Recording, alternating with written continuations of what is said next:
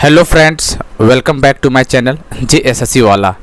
चलिए दोस्तों, हम लोग साइंस का क्वेश्चन करने वाले हैं और ये वीडियो झारखंड सचिवालय जीएसएससी सीजीएल और जीएसएससी जेईई के छात्र के लिए इंपॉर्टेंट है। ठीक है, क्योंकि दोस्तों जीएसएससी के द्वारा ऐसे ही प्रश्न पूछे जाते हैं साइंस में, तो सीजीएल के लिए काफ़ी ज़्यादा महत्वपूर्ण है, लेकिन जेईई वाला भी छात्र जरूर देखिएगा। ठीक है, क्योंकि साइंस का भी क्वेश्चन 2 से 3 सवाल आपको पूछे जाते हैं एग्जाम में। ठीक है, क्योंकि 40 क्वेश्चन नॉन टेक है, उसमें से सारा GK GS reasoning math science सब चीज़ पूछता है उसमें। ठीक है, इसलिए देखिएगा, ज़्यादा नहीं 10-12 मिनट का वीडियो बनने वाला है, स्पीड में करके देखिएगा तो कोई दिक्कत नहीं होगा। ठीक है, चलिए अब सीजीएल में एसओ बनने का सपना रखें दोस्तों, तो बहुत बेहतरीन तरीके से काम करना पड़ेगा और तैयारी बहुत अच्छा तरीके से करना होगा, तभी जाके आप सफलता मिलेगा, वरना बहुत दिक्कत होने वाला है। क्योंकि 60-40 के नीति पे आपका एग्जाम हो रहा है, तो कंपटीशन बढ़ना तय है। ठीक है, चलिए तो हम लोग देखते हैं आज का। तो आगे बढ़ने से पहले चैनल को सब्सक्राइब कर लीजिएगा, जेईई और सीजीएल वाले स्टूडेंट जितने भी सारे हैं, नहीं किए होंगे तो। चलिए, प्रतिबिंब के नियमों के लिए सही है। The laws of reflections are true for. Law of reflection किसके लिए सही है वो बताना है आपको। Plane mirror only, concave mirror, convex mirror, all reflecting surface. याद रखिए दोस्तों, जो प्रतिबिंब का जो नियम है किसके लिए सही है, सभी सतहों को दर्शाते हुए, उसके लिए ऑल रिफ्लेक्टिंग सरफेसेस के लिए सही है। इसका आंसर 4 हो जाएगा, पहला का 4 हो जाएगा। थोड़ा सा छोटा कर देते हैं। चलिए, दांत पर the mirror used by dentist. चलिए, सिंपल क्वेश्चन याद रखें, जो डेंटिस्ट के द्वारा कौन सा मिरर यूज किया जाता है, बस सिंपल तरीका से याद रखना है। डेंटिस्ट के द्वारा कौन सा मिरर यूज किया जाता है, एक दांत का डिके करता है, जब देखा चेक करता है, तो याद रखिएगा अवतल कनकेव मिरर। ठीक है, कनकेव मिरर याद रखना है। The mirror used by dentist, तो कौन सा होगा, concave mirror is the right, पहला ऑप्शन अवतल इज द राइट आंसर, पहला। ठीक है, एक मोटर विद्युत ऊर्जा इसमें परिवर्तित कर देता है। The motor convert electrical energy into, किस में बताइए, मोटर इलेक्ट्रिकल एनर्जी को किस में बदल देता है वो बताना है आपको, बताइए। विद्युत ऊर्जा किस में परिवर्तित होता है, मोटर जो होता है कन्वर्ट इलेक्ट्रिकल एनर्जी को आंतरिक ऊर्जा मतलब मैकेनिकल एनर्जी में बदल देता है। किस में, मैकेनिकल एनर्जी में बदल देता है। इसका आंसर 3 का पहला हो जाएगा, 3 का पहला हो जाएगा। ठीक है, चलिए, एनर्जी पोस्ड बाई विंड, हवा के पास ऊर्जा होती है, कौन सा एनर्जी, हवा के पास कौन सा एनर्जी होता है बताइए आप लोग। ऑब्वियस बात है दोस्तों, हवा कौन सा होता है, गतिक ऊर्जा, kinetic energy, energy due to motion इसको काइनेटिक एनर्जी बोलते हैं। तो the energy possessed by wind, हवा के पास जो ऊर्जा होती है इसको बोलते हैं काइनेटिक एनर्जी या फिर गतिक ऊर्जा बोलते हैं। क्या बोलते हैं, गतिक ऊर्जा, इसका पहला ही ऑप्शन हो जाएगा।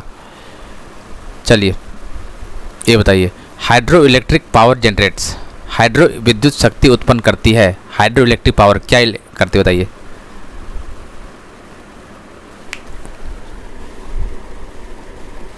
क्या करता है दोस्तों, हाइड्रो इलेक्ट्रिक नाम में यार, तो इलेक्ट्रिकल एनर्जी क्या करता है, इलेक्ट्रिकल एनर्जी, पहला इसका राइट आंसर हो जाएगा। चलिए, यदि एक पेंडुलम का स्ट्रिंग काट दिया जाता है तो बॉब अपनी केंद्रीय स्थिति में होता है, तो बॉब पृथ्वी के नहीं होने के कारण गिरता है। If the string of the pendulum were cut when the bob is at central position, the bob would fall to the earth due to the absence of what?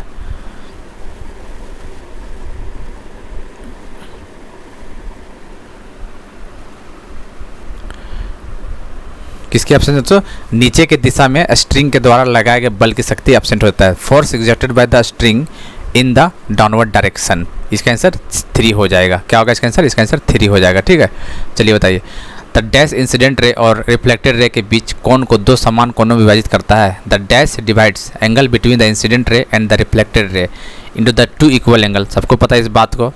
ठीक है, इंसिडेंट रे, रिफ्लेक्टेड रे, और इसको क्या बोलते हैं दोस्तों, इसको ये एंगल बराबर I is equal to are पढ़ते हैं हम लोग। ठीक है, तो ये इसको क्या बोलते हैं, इसको बोलते हैं नॉर्मल लाइन बोलते हैं। ये रिफ्लेक्टेड रे, ये नॉर्मल, इंसिडेंट, ये रिफ्लेक्टेड और ये नॉर्मल लाइन, तो इसको नॉर्मल लाइन बोलते हैं, पहला ऑप्शन हो जाएगा। ठीक है, एक गोलाकार दर्पण की वक्रता की त्रिज्या इसमें डैश के फोकल लंबाई के बराबर होता है। बताइए क्या होता है, आर, बताइए एफ क्या होता है, एफ क्या होता है, r/2 होता है। तो रेडियस आर मतलब रेडियस ऑफ कर्वेचर, तो किसके बराबर है, 2f, किसके बराबर है, 2f, तो ट्वाइस हो जाता है। क्या होता है, कहाँ 2 गुना हो जाता है। ठीक है, ये सब चीज़ बेसिक पूछता है, लेकिन जो जैसे चीज़, इसलिए देखना आपको जरूरी है, ज़्यादा कुछ है नहीं इसमें। ठीक है, लेकिन वो जानकारी होना चाहिए सब चीज़ का। फार्मूला भी पूछ देगा, एफ दे देगा, आर पूछ देगा इसे निकालने के लिए न्यूमेरिकल टाइप में, तो क्या कीजिएगा। एक सर्किट के प्रभावी प्रतिरोध समांतर में प्रतिरोध शामिल है। The effective resistance of a circuit containing resistance in parallel is, बताइए। Smaller than any of the individual resistance, व्यक्तिगत प्रतिरोध किस राशि के बराबर घट जाती है। ठीक है, इसका answer B is the right answer. क्या होगा, इसका आंसर बी हो जाएगा। ठीक है, चलिए। The nature of the image formed by plane mirror, बताइए प्लेन मिरर के द्वारा कौन सा इमेज फॉर्म होता है।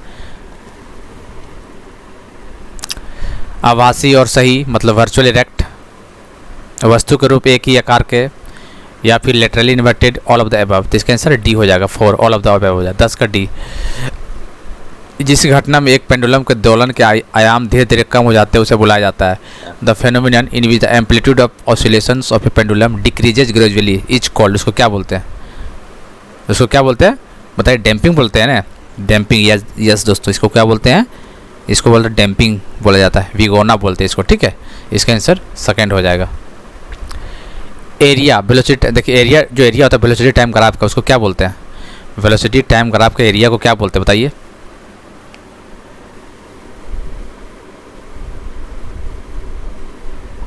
क्या बोलते हैं बताइए।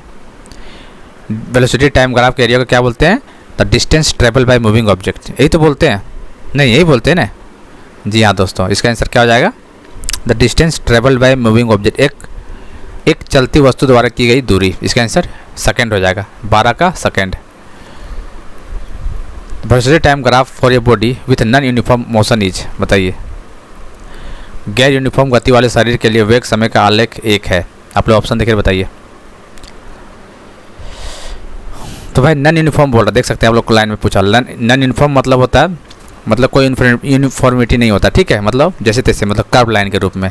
इसका आंसर ध्रुवीय रेखा होता है। Curve line is the right answer, मतलब 13 का 4 हो जाएगा। चलिए, विस्थापन के परिवर्तन के दर से संबंधित भौतिक मात्रा है the physical quantity corresponding to the rate of change of displacement is called.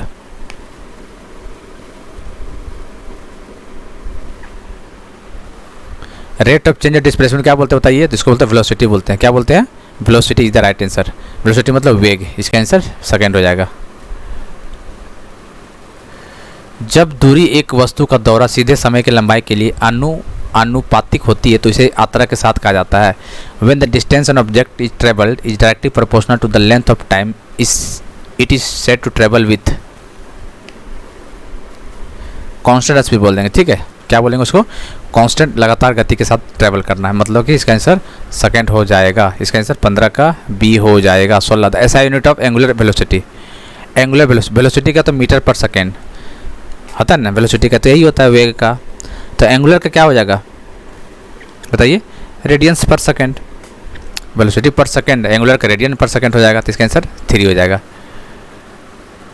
एक शरीर की जिसकी गति एक विशेष दिशा में स्थिर है, a body whose speed in a particular direction is constant.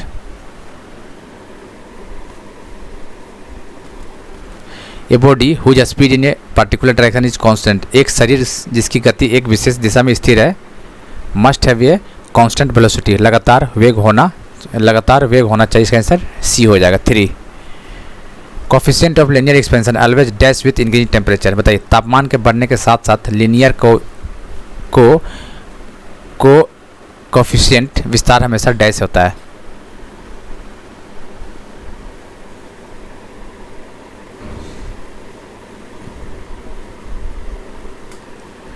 बताइए, coefficient of linear expansion. Coefficient of linear expansion always dash with increasing temperature remain constant. इसका आंसर आप बताइए। ठीक है, इंक्रीज करता है, डिक्रीज करता है, रिमेन कांस्टेंट, या फिर डबल इटसेल्फ। तो इसका आंसर रिमेन कॉन्स्टेंट हो जाएगा। ठीक है, जिसका आंसर 3 हो जाएगा।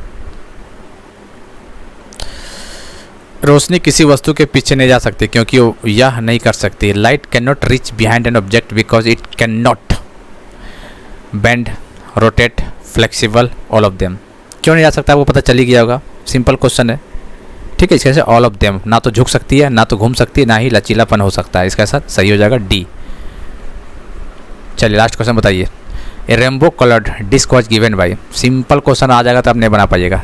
अरे कुछ जैसे चीज क्वेश्चन है, बोलते हैं रेनबो कलर्ड डिस्क किसके द्वारा दिया गया था। Newton's, Einstein, Thomson, Steve Jobs. बताइए, रेनबो कलर डिस्क जो दिया गया था न्यूटन्स के द्वारा, किसके द्वारा दिया गया था? न्यूटन्स के द्वारा दिया गया था। तो ये 20 क्वेश्चन था दोस्तों, सीजीएल के लिए तो काफ़ी ज़्यादा इंपॉर्टेंट है ये। देखना इस टाइप क्वेश्चन आपको देखने को मिलेगा। और यकीन दिलाते आपको 500 से लेकर 1000 के बीच में आपको क्वेश्चन करवाएंगे इस टाइप का साइंस उसमें उसी में से क्वेश्चन आना है। और जेई वाला में होता है कि इसमें कम क्वेश्चन आएगा, तो इसलिए जेई वाला देखना जरूरी है दोस्तों। 10 ज़्यादा लंबा वीडियो नहीं है। सीजीएल इसलिए इंपॉर्टेंट क्योंकि 20 सवाल पूछे जाएंगे वहाँ, लेकिन जेई में उतना नहीं है, कुछ सवाल पूछे जाएंगे, इसलिए देख लीजिएगा, आपको शायद फ़ायदा हो ही जाए। ठीक है, चलिए दोस्तों, इसलिए चैनल को सब्सक्राइब नहीं किए, चैनल को सब्सक्राइब कर लीजिएगा जितने भी स्टूडेंट हैं। ठीक, मिलते हैं अगले वीडियो में, तब तक के लिए जय हिंद, जय भारत।